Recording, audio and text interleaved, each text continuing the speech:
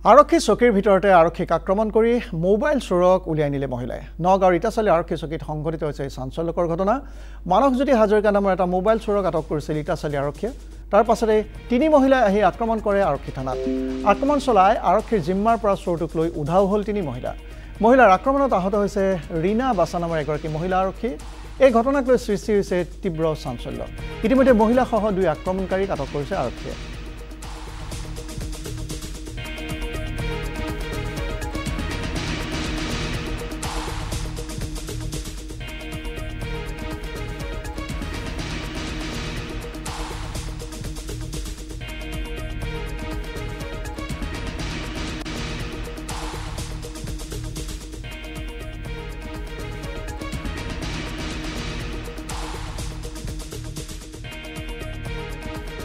ফ্লিপকাৰ্টৰ পৰা মানে মানসজ্যোতি বোলা ল'ৰাটোৱে মোবাইল চুৰ কৰিছিলে।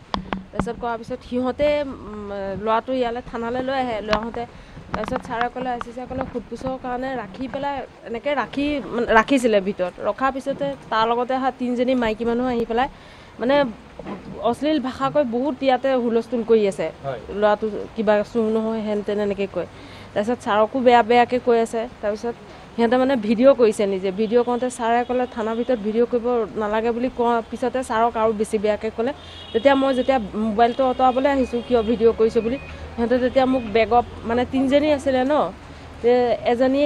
এজনীক মই মোবাইলটো আঁতৰাবলৈ ধৰোঁতে মানে ইফালৰ পৰা এজনীয়ে বেগৰ পৰা কিবা উলিয়াই পেলাই মোক ওঠত খোজ মাৰি দিছে আৰু এজনীয়ে আকৌ আহি পেলাই কামোৰ মাৰি দিছে হাতত।